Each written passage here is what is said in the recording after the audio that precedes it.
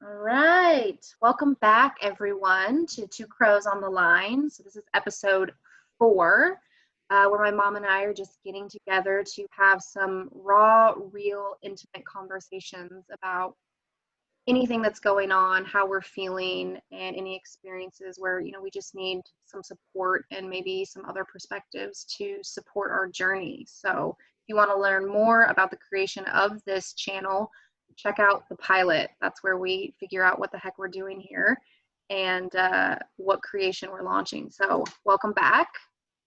And let's see what episode 4 has to bring. So how are you? I'm good. I'm good.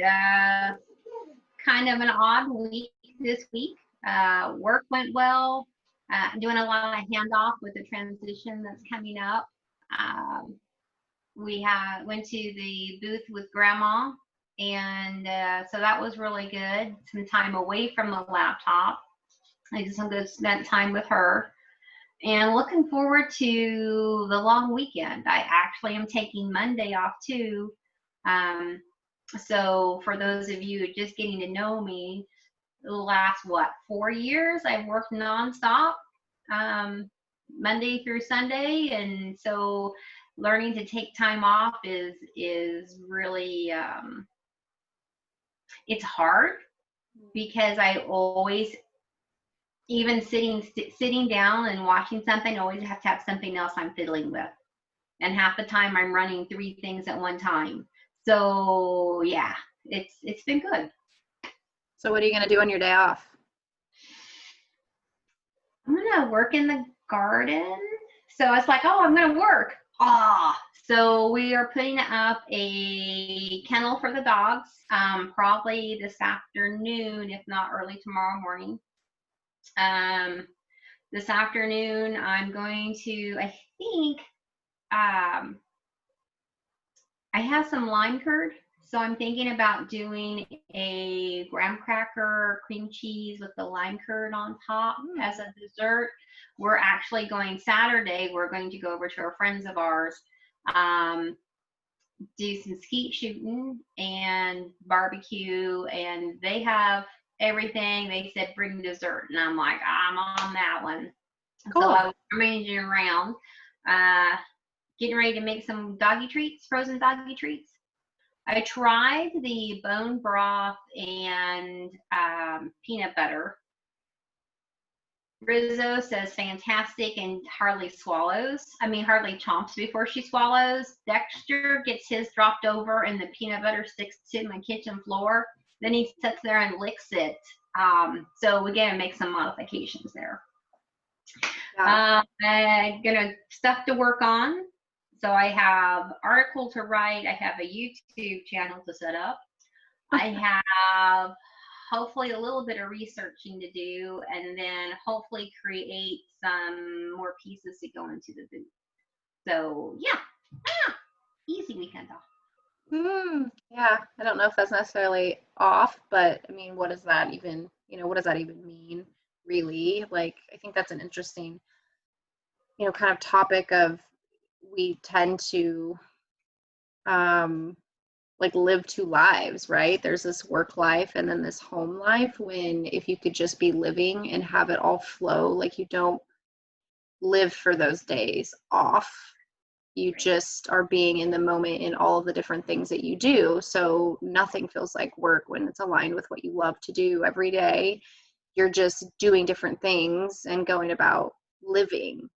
And so then we tend to not have a day off of living, but we maybe have like a self-care day or a day we want to reset, maybe disconnect a little bit, where we may say, okay, I want to, really just some silent time, because we can, like you said, just fill all of our time with doing, even when it's a, time off from maybe a work or a job or something. We're still just filling it with things to do, tasks, and where we don't take maybe that time to do nothing, absolutely nothing, or not have a plan. Yeah, and that's a big point for me. So nice call out, even if that was unintentional. Because if you say, what am I doing? Oh, well, I'll say I'm going to do this, and I'm going to do this, and I'm going to do this, and I'm going to do this, and this is my time off, and how many things did I list that I'm going to do, and not anything, the other boring stuff that I still need to do, like unload the dishwasher and reload it. Yeah. So yeah, that's a really good point, is taking that quiet time, getting my singing bowl out. Would like to do some meditative time and some manifestation. So, which I just said to Todd last week was, I need an extra day in the weekend. And then an email went out, and it said, if you don't have any outages or anything, go ahead and take Friday off as a rest day. And I was like, what? Let's talk about manifestation. And then Instant manifestation. I know, but yeah, but I worked half a day, so I worked until noon. But that's okay, because I helped some people out. So yeah, I'm really looking forward to the rest of the day and just being and doing, and maybe I'll flip in there some quiet time this evening. You know, and just being present too. Just, you know, it's okay if we want to do all these things, but yeah, just asking ourselves in that moment, what do I want to do right now? And yeah, you may have a list of all these things that you'd like to get done, but if it doesn't resonate in that current moment, are you giving yourself that time to be like, okay, maybe I do want to just play my singing bowl or meditate or journal or just sit in the garden and breathe, you know, not task oriented stuff in the garden. Or maybe it is that, you know, those task items, but it's like, it's more of that challenge of staying present, asking yourself in that moment what feels most aligned, and then doing that and committing to that, and not judging yourself of feeling like you like want to sit down and sing or do something creative, but then in the back of your mind you see this long list of to-dos that it like haunts us sometimes, and then we end up getting overwhelmed and anxious and all of that stuff. So well, it gets off track. It gets off track because I have things that I'm working on to manifest, and yet I get these little veer offs because, oh, well, I have all these do things, and I'm not actually spending the energy in the right way. When if I spend the energy in the right way, all the rest of the things, they'll get done without me having to physically shove them along.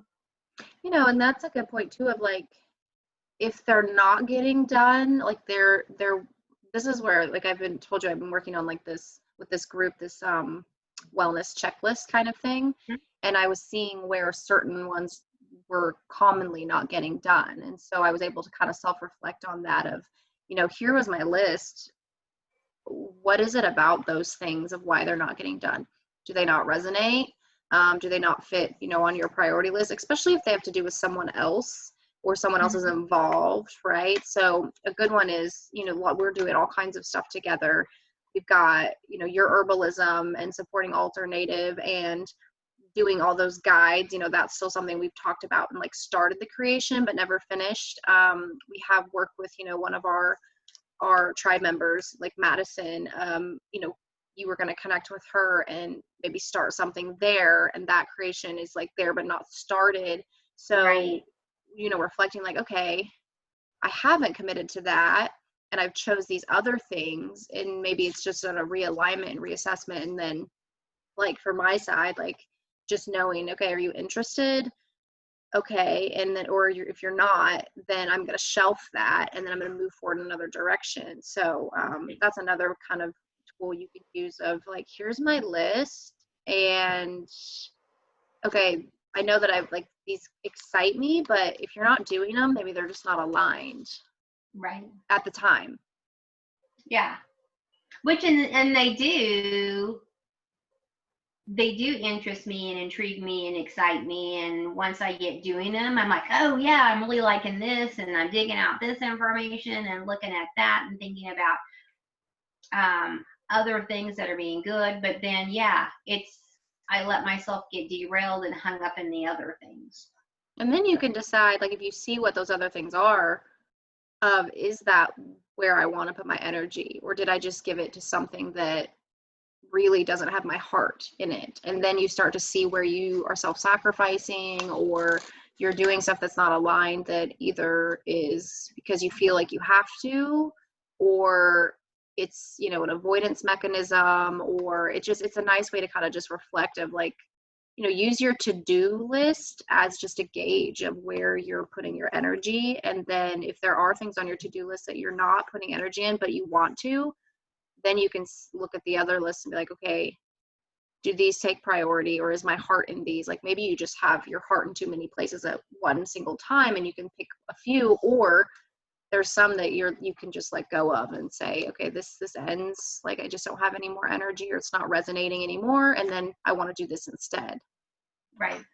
Well, anything too is also maybe looking at which ones am I putting energy to that aren't giving that energy back and sustaining me. Because Yeah. that, I think, is a big thing. It's because, you know, I can keep pouring it in, and if I'm not getting anything back, then it's why I'm fatigued. That's why I don't have the oomph to go do some of the other things, just for that factor.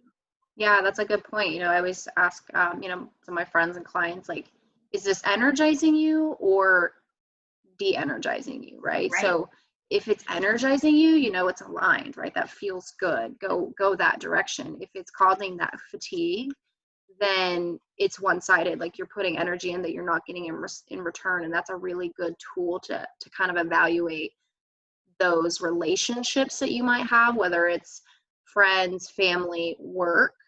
If it's draining you, it's a good indication that it's not a balanced relationship, and you can bring it into balance, or you can start to say, okay, this just isn't worth my energy anymore, and I'm going to put my energy into any stuff that gives back, because Right. it's all flow, and you can't give and not receive, or you end up in a really imbalanced state, and then you are irritable, or, you know, some of those lower density frequencies tend to come Right. in, or the ego comes in and kind of can come out in not comfortable ways, because it ends up being a fight or flight mechanism, because you're just ultimately not fulfilled. Right. Which is a perfect example, because even just with the transition at work, and I have a lot of unofficial conversations, because no one can tell me anything. I don't even know what the job scope is yet. But I start 1st of June. So, and a comment was made, and it was instant fight or flight. It was, well, it's either this, or you might as well just be expecting my 2 weeks notice, because I'm not staying. So yeah, it was really into that fight or flight. It's like, hey, this is it. Here's the line, and it's done. So what was the trigger? The income.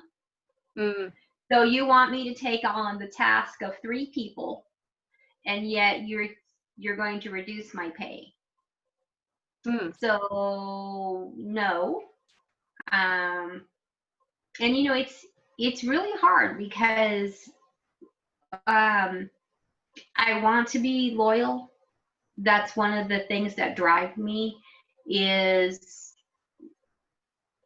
when I give in the work and the stuff that I do, especially in my recent job, you know, I'm supporting the new people coming in the company, and all the things that I struggled with, now I can impart to you, so that you don't struggle as much, right? It's, don't do the same mistakes I did. Do new mistakes. So learn from mine, so you move forward. And I don't know if you remember, I told you that one time when you were a kid. No. Because here's what I did. Here's what my outcome was. So think and have a different outcome. And so if I give to that in a good positive, and I'm loyal, and I try to do this, then don't penalize me oh, well, she can do the work of 3 people, so we can cut them and we'll pocket this money and then we'll undercut her. And I'm like, that's not honoring me, in the work that I'm giving to you. I don't know if I'm saying that right, because other people who aren't doing the same scope of work and yet, or aren't fulfilling their work, and so I'm having to do it, and yet they have no repercussions, and the repercussion becomes on me because now I have to do my work plus their work. Um, and then talk about cutting what benefit I get. So yeah, that's a real trigger there for me, is I guess validation, and work seen from Mm. the outside when I should just look at the inside of mine. Okay, so you would say, so that situation represents maybe an area of someone not seeing your value or worth. Yeah. Okay. So that's what when they came to you and was like, yeah, I want you to do this 3 roles and I'm going to pay you less. Like that was them saying, we don't appreciate your value that you're bringing. Yeah. Okay. Yeah. I think So, so. Yeah. And that's a common theme, because I mean, clear back to be, either I'm not skinny enough, I'm not blonde enough, I'm not this, I'm not that. Well, if you want that, then you should go away and go find it somewhere else, because this is me. Here I am. So take it or leave it. And actually, at this point, you ain't gonna get it anyway. So yeah, I mean, that's a lot of little trigger. I mean, a lot of recurring. so you said that like statement over the same, like, I'm not enough. I'm not enough of this. I'm not enough of that. Similar trigger that came up for me that brought up anger with it, like this past week of, like whatever my state of being, was never enough, or someone wanting something outside of me or something else other than what I was wanting to be in that moment. And I've had that for a long time, trying like this need to prove myself, which I just Mm-hmm. went through like last month, really clearing that. And that was kind of the theme of not being enough, this limiting belief that I'm not enough and I'm Mm-hmm. not valued, and I keep giving, but then, so as uncomfortable as those situations are, when we get triggered, our fight or flight mechanism comes in, but it is also an experience that we can attract into ourselves to show us an aspect of ourselves. So, when mine came in, I was like, I thought I cleared this already. And like, I know I'm worthy. I know, like I say that I'm worthy, I'm valuable, but subconsciously there was still a deep-seated limiting belief in there that needed clearing, and then emotions that tied with that needed felt and honored and transmuted. So really those experiences are like a blessing. Like, as uncomfortable as they are, when the trigger comes in, it's showing you an aspect of you that could really just use some love, so that you don't take that forward with you anymore. Because if someone was just not valuing you and you were in your essence, you'd be able to set a boundary quickly but not be triggered. You'd be like, okay, you're not valuing me. Here's my boundary. Take it or leave it. You wouldn't be fight or flight, take it or leave it. You would be Right. just really in your essence. So that just points to, when's the first time that you felt that you can remember that you weren't worthy, or that someone else felt you weren't worthy? Let's go back to probably, I'm thinking it was first grade, Mm. when a sibling told me, oh, well, they don't want you to be your friend. Why would they want you to be in your group? That's the first one I remember. That Hmm. gave me goosebumps everywhere. So I would say you nailed it. Yeah. Yeah. So So, I didn't even remember that until they said that, oh, well, I told you this. And I'm like, why? And then it's like, okay, but she told me now, so then in her own way, it was bringing up stuff that she was working on. In another way, it helped me to realize where this stemmed from, and that it's not true. It's not part of me or anything like that. But that same trigger has come up through relationships, through work, through the idea that I have to be able to do it all. And if I can't do it all, well, then I'm not working hard enough. So I guess I need to do more. And not ever looking at, oh, this isn't all on me. So those two, and they're slightly different, but they're two that repeated. And so now I have to look at it and see, is this, am I viewing it? And sometimes I do good, sometimes I don't. Sometimes I still war with that a little bit. And so as they come up, having to address them. Yeah, and that's the thing. If it's still coming up, if it's still something that you're experiencing in your reality, whether it's family, coworkers, friends, it's just your way of showing you what's still deep-seated inside of you. Because we can say all of these affirmations and these things that are new beliefs, but subconsciously, if we're not ready to let go of that trauma, and it's still sitting there, it's still going to just keep manifesting. And then it tends to, what I've seen, get really, really strong right before you're ready to let it go, or it's no longer serving you. So you'll start to see it reflected in every avenue of your life: friendships, partnerships, business, you name it. It's like, whoa, that person made me feel not worthy, and that person made me feel not worthy. And then I see it over here, and then you start to connect the theme. And then you're like, whoa, this is big. That is just showing me what's still in me that is manifesting my reality, because it's an aspect of me and my subconscious. Even if, we have this new truth and we're like, we know that's not true. I am safe, I am secure, I am worthy. Well, childhood you doesn't believe that yet, and wants your attention and wants you to maybe visit that experience. And you can kind of work in multiple ways. You can go directly, like you have a trauma that you know of, that trauma can mean big or small, but the impact is still valid and has the same, like whether someone maybe was abused or someone was told something, that maybe someone would say small, but to you in that moment, you accepted that as your truth, and it sat with you, and then comes out in different characteristics in your adulthood that are in that fight or flight mechanism, trying to protect you, when now in your current situation it's not true, but then it's still coming out. So it tends to not feel very good when it does, and then it doesn't feel good for those around, and you still attract it because it's in you. So as within, so without. So as soon as you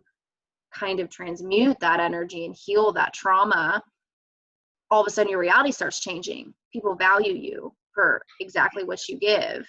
Exactly. Well, and what was interesting, because one person unofficially told me, hey, this is here's the scope, and here's probably where they're going to put you. And then I had another unofficial conversation that was more informed, and they're like, yeah, no, this is what it is. This is where you're going to be. And it was more. And so I think what it showed me was, here's two choices. Here's one. And I'm like, yeah, no, that's not right. And it's not going to happen. And I'm not accepting it. And then it came this one as, no, no, no, no. We see you here. We see you with this, and seeing that value. So, it's probably in that shifting point there, because I was like not accepting that. What I do or what you're asking is more than that and worth more than that. And then it came, oh, no, no, no, no, no. We're doing these, and this is the value. So it was good to see that. So yeah. So that's interesting that you could see the two types of reflections there too, because it's like, it gets a little complicated when it's like, wait, should I just set a boundary? But it's like, you know, you get in that fight or flight. Like I have a friend that similar situation where it's like getting triggered in a kind of a work thing, and she's like, nope, I'm done. I'm setting boundaries. I'm moving on. This is just showing me that this isn't resonating anymore. And I was like, yes, like that's so awesome that it's showing you that, but it's also awesome that it's showing you you're in your ego state. If you are triggered, you're in your ego, which Right. means you're in fight or flight. So I said, before you flight, see what it's showing you, because this is a Right. huge opportunity to go in, because we can just flight, you know, we can just run away from the situation or say like, no, you're not for me, set a boundary, you've triggered me, and go the other direction. But it's such an opportunity for you to say, wait a minute, I'm still holding on to this limiting belief. It's still showing up in my reality, and I don't want it to anymore because it's not Right. true. And it's time to heal that aspect. And it's not quite there because, you know, something that you carried from when you were that young doesn't just go away. Right. When you Well, are I like, mean, oh yeah, that's not true anymore, this is my truth, poof, you right. know. And some of them maybe if we're ready, but sometimes it's like layer upon layer upon layer to get to that girl at that age and that moment and love the hell out of them. Yep. Well, and I think, definitely ego, because when they said that, that was like, I found it offensive that they would even consider that. And then it was the ego of, well, this, and this. I can name 20 things right off the bat that I have done, and even recently. So ego was way involved there. And then the hard draw, no, I mean, if this is what it is, then I'm done. So yeah, so I guess it really was that check is I shouldn't have. Yeah, it was that, let me prove to you what my worth is. So yeah, which You're is like good. boxing gloves on. You're That's like, I right. got this and I got this and I got this, and I'm gonna tell you that, and then I'm gonna tell you no. Yeah. I'm going to tell you how much money I've saved you. I'm going to tell you how much I've done. I'm going to list every single thing that I've done today. And then I'm going to tell you the guy replacing me said, my job is twice as hard as the job that he just came from. And he was at a level of step up from me. And he's like, I don't know how you did it. And so I'm like, blah, blah, blah. And I'm like, okay, that's ego. You're right. Not that I didn't feel it and I recognized it, but yeah, at the moment I didn't really recognize ego, but it was like, Yeah, but and so it it was good to serves see you. the comparison. Yeah, it serves you. And you know, ego isn't a bad thing. It's just a way, another tool. You know, it does serve us, but if you're triggered like that, it just shows you like, hey, there's some deep-seated stuff that's making me express some emotions that maybe aren't my truth. They're not my essence, but then there's a reason. So maybe I dive into that, and it's time for me to move forward, but also in a way that I'm in my essence. So it's just showing you there's some stuff that still could use some clearing there. So, you know, you have identified that very specific instance, and you can go straight to that instance, and then it may be the solution. Or sometimes people have to connect with the recent instance. So there's a Tibetan clearing that you can do that you kind of, you know, you kind of go to your heart space, and then you observe.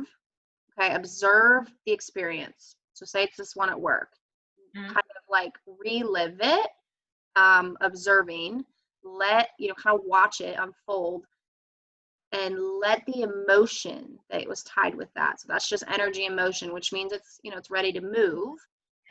And then you can, so if it's anger, if it's sadness, whatever, and then you can start doing some breath work where you're kind of like in your heart space, in, which is you taking that energy and power back, and out and releasing the attachment to that experience that was from the ego, and in and out until you start to clear that energy that was attached to that experience, that was attached to the limiting belief that came from childhood. And then you can Right. work your way back and back and back, or depending what resonates, go straight to that childhood moment, same thing until you get to a calm space again. So you've let that emotion move through you and transmute back to love. And then you can call those people in, like in a meditative state, third eye, just imagine calling them into your space. And I like to envision like a tether from my heart to theirs. And I also call myself in that situation. So if it's little you, call yourself in. If Mhm. it's, you yesterday, whatever. And, I ho'oponopono them. I say, thank you. Please forgive me. I'm sorry. I love you. And then I kind of detach from them because when you are in ego 2, you're attached, your energy's still attached to that experience. So you're not Mhm. whole, you're fragmented. So you can lightly let that go, give it back to them. I usually give them a hug. Sometimes you're not ready to hug that person depending on the trauma.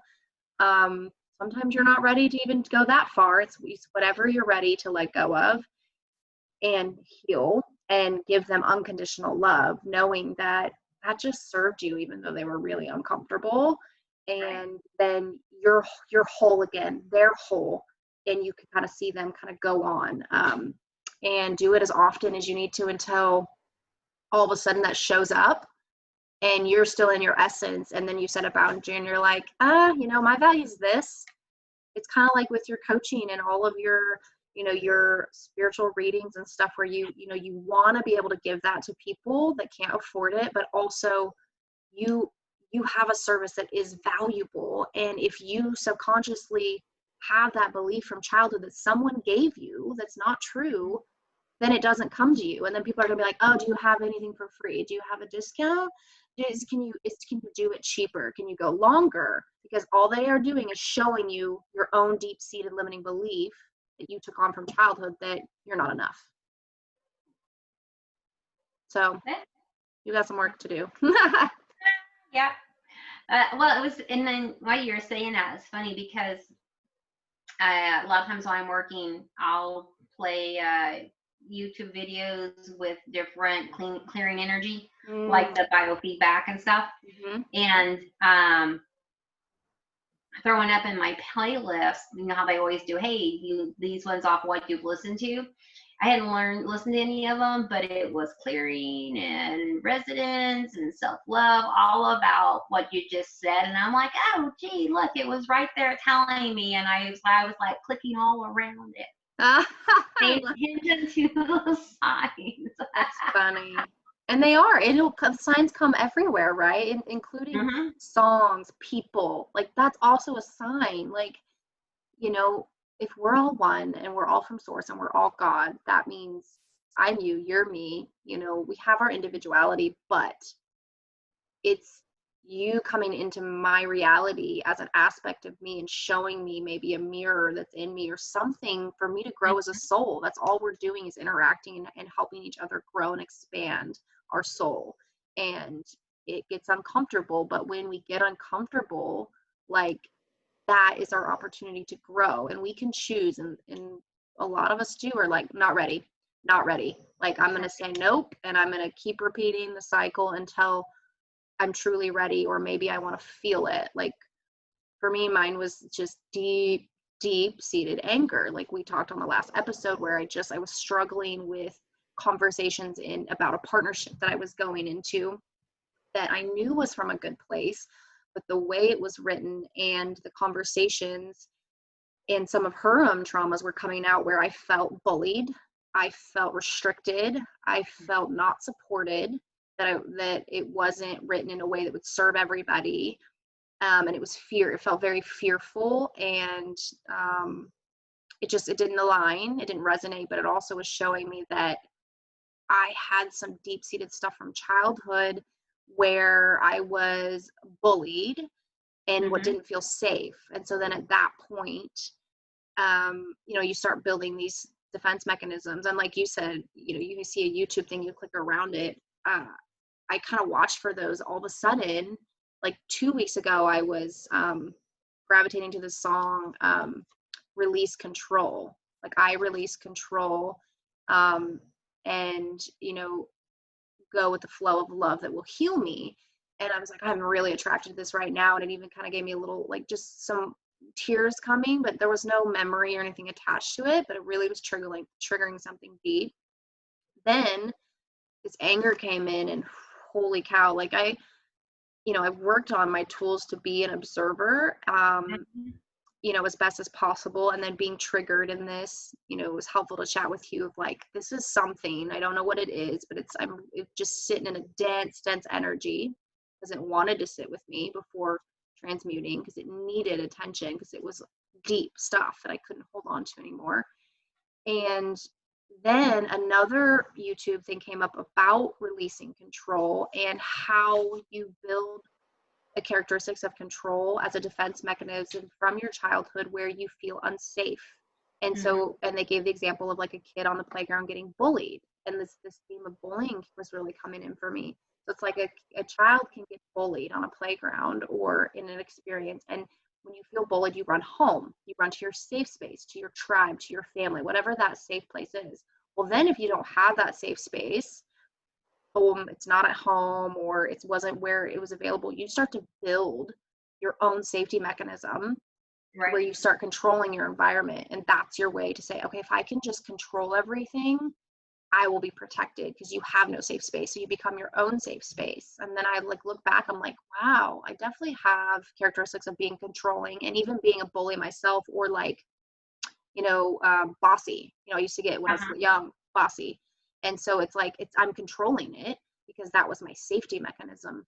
And the first trauma I remembered was when I was young and we lived in that orange house, and we had that pool in the back, and we were playing like Little Mermaid, and the girls held me underwater and like was like drowning me, but like bullying me, but not, you know, and I'm sure their intent wasn't to traumatize me in that fashion, but whatever, you know, pain they had or whatever reason, even if they were just goofing around, right? Kids just pick on kids. But all I remember is that it, like, I'm like, one can't breathe underwater, and I flail out of there and I run to tell you. And on the way in, I step on a bee, and I remember sitting on the toilet crying, and I have this bee, and you're trying to, and I don't even know what I probably told you, but I looked back and I could see all of that, and I was bullied, you know, but I had that safe space to go to in that time. Like I got to you, which was great. But then I also started thinking about like, you know, at the babysitters, you know, at one time you were working and going to school and dad was working. So I was at the babysitters a lot, and I was there a lot late at night, you know, stuff like that. And I remember kids would tickle me to where it was uncomfortable and I couldn't breathe. So there's a lot of instances where I couldn't breathe. And if I'm at a babysitter, I don't have that safe space necessarily to go to. You weren't there for me to run to. So I think maybe through some of those, and you know, there may be more that I haven't remembered or not ready to remember, but I think I've hit some big ones where, yeah, I was bullied and didn't feel safe, and then maybe didn't have the safe space. So I started making my own safe space, and then I became bossy Bren, controlling Bren, bully Bren, you know, because that happened to me. Interesting, right? Yeah. Very, very interesting. And so then a YouTube popped up about control and how that came from childhood. And so it gave me insight to the why, and then gave me an affirmation that to just start the healing process, because that's some deep stuff that it doesn't just go away. And she even talked how it shut down her intuition. She even controlled it so far where you don't trust anything outside of you, which, as we know, I also shut that down.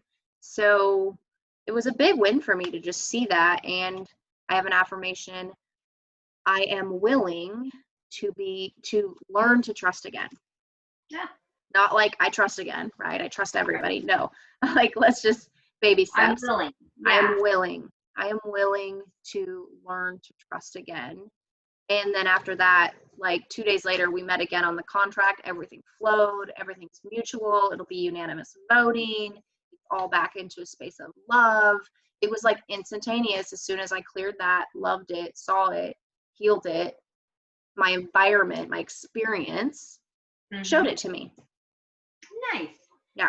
Well, and you touched on a couple things, and one of them is the experiences. It's like holding you down and tickling you until it was uncomfortable. I mean, that's something that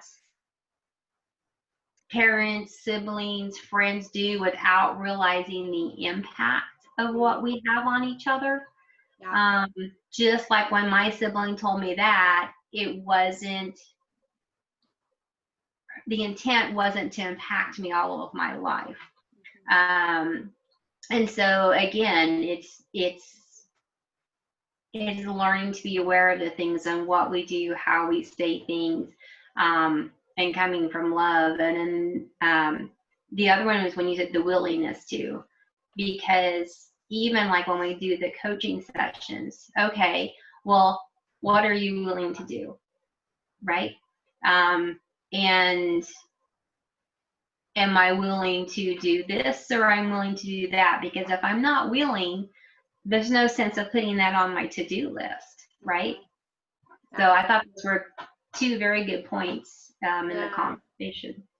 Yeah, it's you know, it was a really neat experience. It was uncomfortable, and they can be, but it also just shows, like you said, like trauma can be anything to a child, and Or an adult.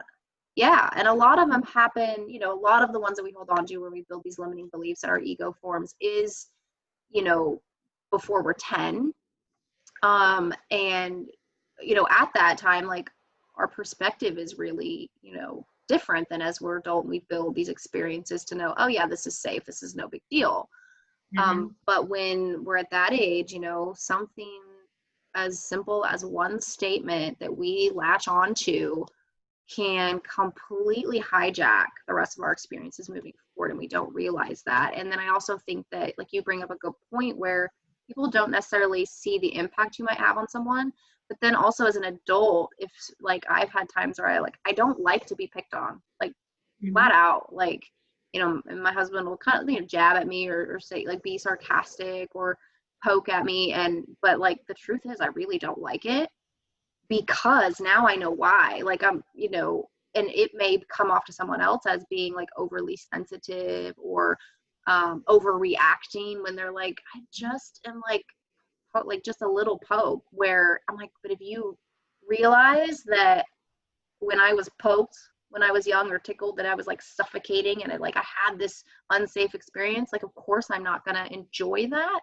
So just honoring people when, if it really truly is like, no, like that makes me uncomfortable, no one's ever overreacting. Like their experience is valid, their emotions are valid, their traumas are valid. You know, and that's why we started this. Like we were like, I want to have a conversation where I can tell someone these emotions that are coming through and have someone say, yeah, okay, what do you need from me? I'm here to support you.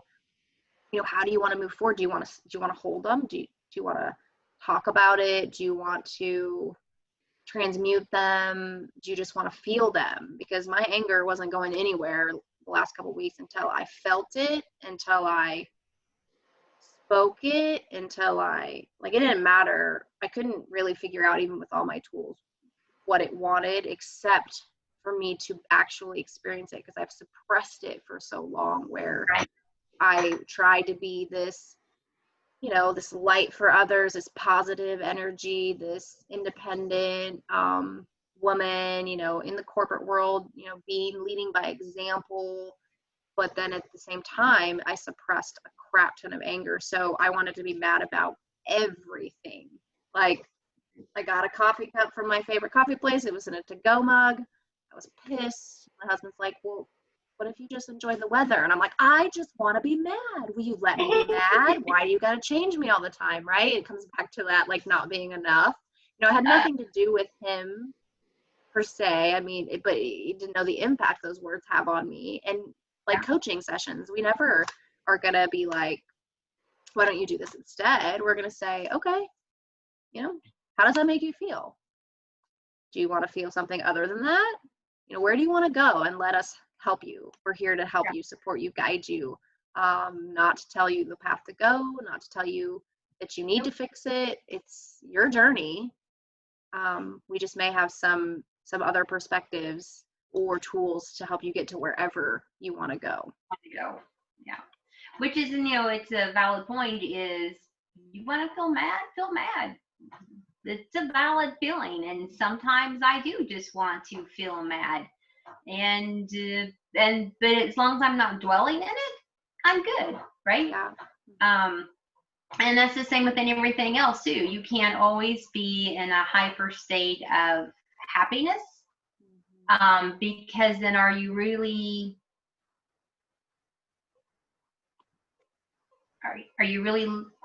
in the reality that you're in, or are you just using it as a mechanism to hide? So I mean, I guess everything in moderation is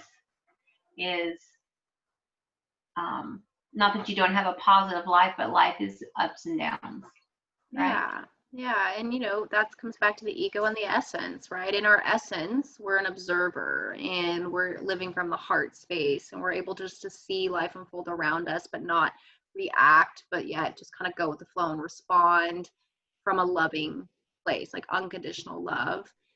And then we have the ego side where it triggers a trauma in us, and the goal for me is to not be there all the time. We tend to come into the mind, which is where the ego resides. And so once we build that, we tend to stay there. And now it's okay, learning to get back into the heart and living in that observer mode, knowing that the intention from that person was not maybe what we perceived it. And our perceptions are all based on our experiences. And so we all have a different lens. And that is also okay. And then recognize people, oh, okay, they're just in their ego. That means they've got some pain, some trauma. Maybe I can help them through that. That'd be a great thing if we could catch that, when people are doing that, because it's reacting and responding. And, it's, I don't know if you remember years ago, it was Tad that was being basically a bully, and I'm like, well, what's going on in his life? What's making him act that way? You don't accept the behavior, but if you can understand where it's coming from, then now you know how to interact and how to deal with it. And that's the same thing as, hey, if you're seeing what that's triggering them, why, and then, okay, now decide how I want to interact with that.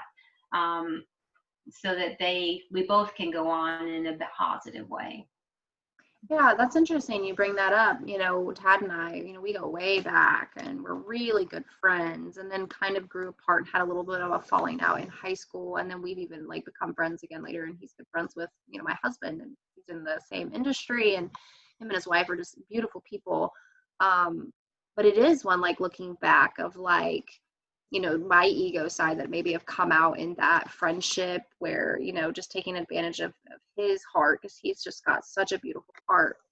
And then just where that kind of came out, and what trauma that he felt or whatever I was showing up for him, and how it triggered. And just, yeah, it's interesting, how we played a part in each other's journeys, but kind of looking back, I'm like, oh, yep, I was not in my essence, or not how I would have necessarily wanted to be in that, but also not judging myself or him in those areas, just knowing that, we both were probably in a state of pain and reflecting. And then it's hard when you have those mirrors,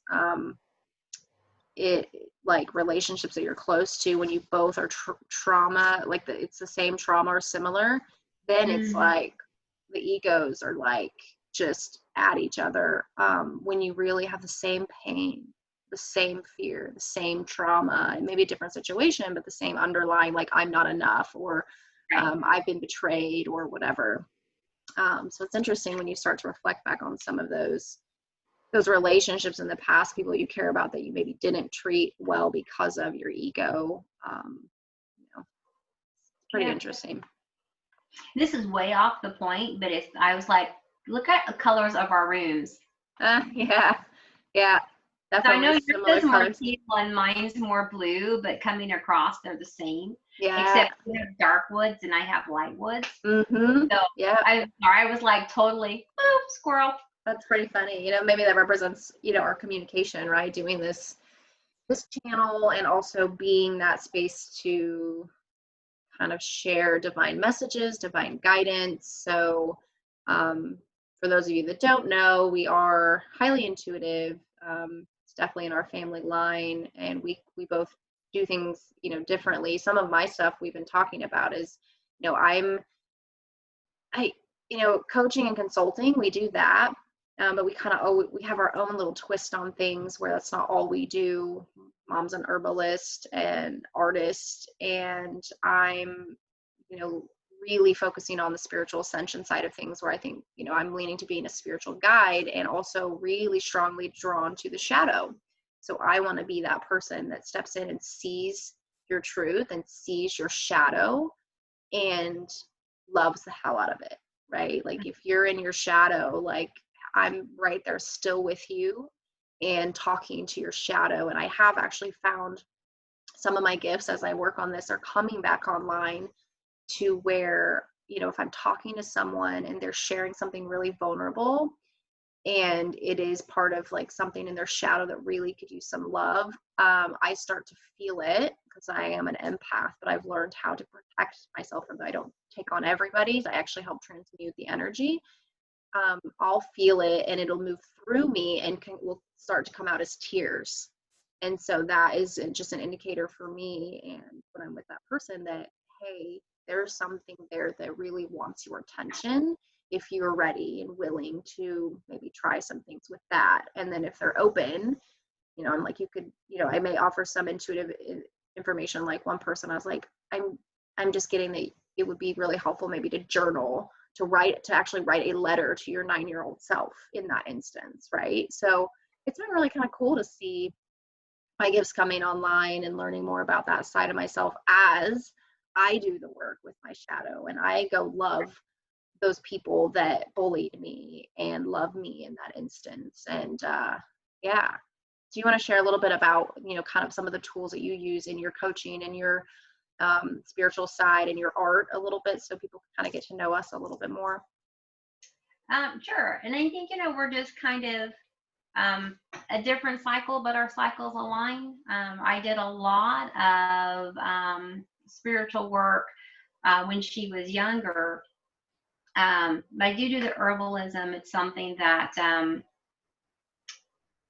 has always drawn me from probably early 20s. I really wasn't experienced or had any exposure to growing things using natural remedies prior to that. And so I'm delving more in now, not only using oils and herbs that are purchased, but now growing my own. And just the impact of that it's had on me. I have and we'll be out there, I'm sure, during when it's sunnier. We've got rainy days here today. Out in the garden here at the house, and then the larger garden down at a friend of mine. And it's that that nurturing, regrowing, cycling that's really resonating with me now and helping me to heal some things and work on some of those items. It is a lot of times my quiet time when I'm focused in doing that work. I do readings and stones, not rune stones, though I did pick up a pack to play with just because they drew me. But even as a kid, you would walk out and I had knee highs and sandals. And then I'd go out and I'd come back and the socks were off and I just had the sandals and I had 2 bags of rocks. Always have had them around in my room. Yes, I do put them in my mouth. Ask any of my friends. It's just the essence of what they are and their energy that has always resonated and called me.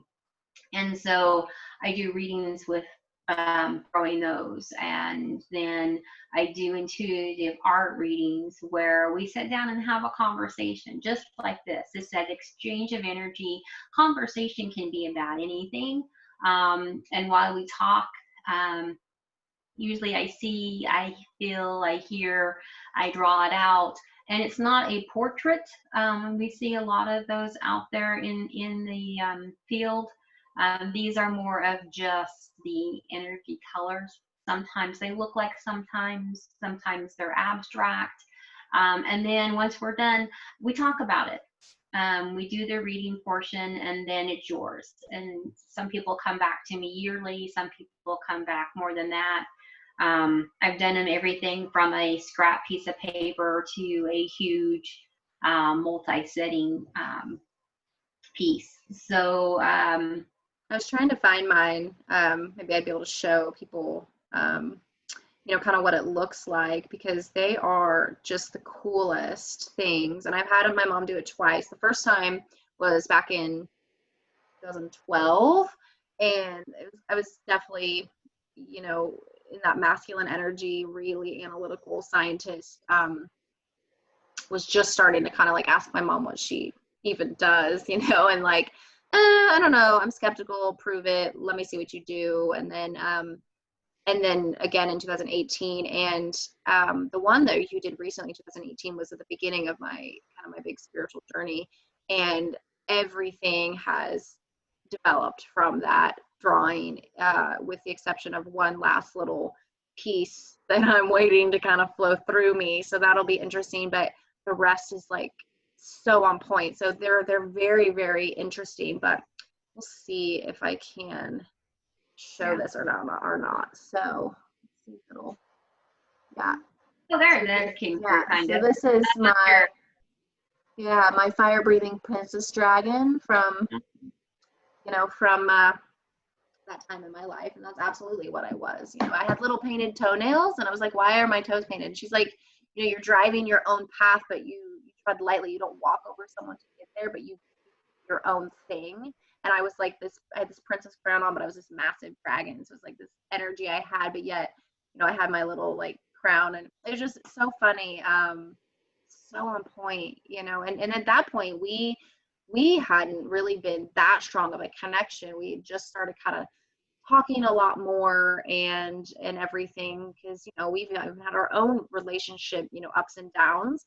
And so she didn't know a ton about me, really, I would say, at that point in my life. So it wasn't like, because people say, well, your mom knows you, but maybe she didn't really. But then the stuff that came out, I was like, wow, that is so me. And even when you did it in 2018, I was like, who is that? Like, you drew future me that I was like stepping into, because there was a bun on my head, and I was like, I don't do buns. I was like, did you see me last week? There was a bun on my head, you know. So like, it just was so funny that yes, you are my mom and you do know certain things about me, but when you tap into that, your intuitive skills are just really cool, and it's such a fun way. Like, I have these paintings or these drawings that I like, one's in my office at work at corporate, and I like look at it all the time, like watching it unfold, and it's pretty fun. So definitely cool. Eventually, you know, when you're ready to offer that kind of stuff up, you can reach out to either one of us. All of our information will be in the description below, so you can follow us on Instagram, connect with us through any of our websites or social media platforms. And if you're interested in getting any readings or working with either one of us directly, just reach out. So, and as that becomes more available, we'll be able to drop that into the description as well. But for now, just reach out directly. Also, if you like what you know, what you're hearing here, and you want to join, we'll do lives in the future if you want to chat with us, and we can offer that safe space for you if you have some challenging, uncomfortable times, and you want that support. We're definitely here for you. And if you want to donate, we have what I'm now calling a love bucket. I don't know if we can work on that, but where if you like this channel and this free content and you want to give back, send some extra love, donate, and we are actually using that to then fund you know, individual sessions or drawings or intuitive readings or guidance for those that maybe can't afford our services right now. So that's what we then take those funds, and we offer that to pay either us or other of the alternative team, which is my holistic business full of lots of guides on the wellness journey. So we will use those, all of the funds, to help you know, pay for those services for others in need that could really use it, but maybe just don't have the money at the time to pay for those services. So that's that's exciting. So we're launching that. And then who knows moving forward what else we'll come up with, but we'll try to keep everybody updated on here and in the description. Also subscribe, share, share the love. But if anything, we'll just be here. Right? Right. That's right. Awesome.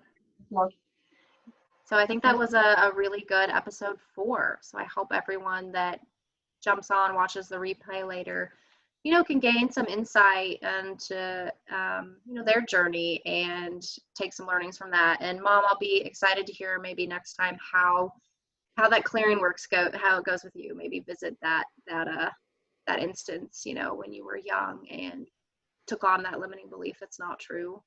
yeah. Let us know how that goes and what worked for you, because I do my clearing in a certain way.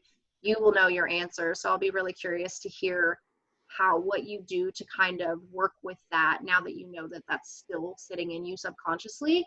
Let us know how it goes. We'd love to hear it. All right. I feel like it's going to come out in a drawing, so I'll be able to share that. I love that. Yeah. All right, there you go. Next episode, you'll get to actually see some of her maybe intuitive art and her healing art, which, I didn't even think about that. That's pretty cool. Like, this but I did that one time. I did a reading for myself because I wasn't sure if I could, and actually it did and was really insightful. And I was like, blow my mind. So I guess you just never know until you try. I think that's fascinating. Okay, so this is an idea. We're not done with episode 4, obviously. What could you, okay, so you do them where you just chat and you do a reading, right? But could you do where, someone has identified a trauma or a limiting belief or something that they're just really struggling with? Do you think that's where you could use that skill set? Like if, we chatted about the anger and some of this trauma from my childhood that have really started to transmute, like, could you do almost like a shadow drawing or a trauma, like just by talking with someone to help them transmute that, to help them get clarity, to help in that aspect? Is that a thing? I'm thinking so, because while you were talking about it, I could already start seeing it there beside you. So I think that's definitely, I've done a few online readings and they went well. And I did the stone throws as well as the drawings. And then of course with the online reading afterwards, and I just mailed the drawing out to them. So yeah, I think that's definitely a possibility. And I don't know, do you remember the one time that I came over where you had to get together and I drew? It was like a Tupperware party. Yeah, it was so much fun. It was like, that was so much fun. It was a metaphysical Tupperware party. Yeah, that's fun. I like it. No, I think I think we should explore that. Yeah, well, maybe that's something we can do together, and then maybe we'd be able to share on this channel, like, a side episode or bonus footage or something, however that works, where you guys could see my reading with my mom, where maybe it'll help me get through some of this deep, because it's deep. I definitely don't think I've cleared or maybe experienced it all. I'm not sure yet, but maybe this is the next tool, because I feel like I'm always adding tools to my toolkit, and I kind of on this one came up like shorthanded, or I was like, what's next? I don't know yet. So maybe this is it. So that would be cool. So maybe we can explore that and set up a time and do a really unique reading, and then we'll be able to share it with everybody. Nice. I think this sounds like a plan. Awesome. Okay, well then that should wrap up today. Yep. I'll let you just tell the byes. Just tell the bye. Oh, now I'm like, I know. I was talking over you, and then I was like, oh, okay, cool, she'll end the show. And then you're like, no, I don't know what to say. All right. Well, all of you out there, looking forward to chatting with you live. As for today, we're going to say see you later. Have a great weekend. Stay safe and love to all. We're out.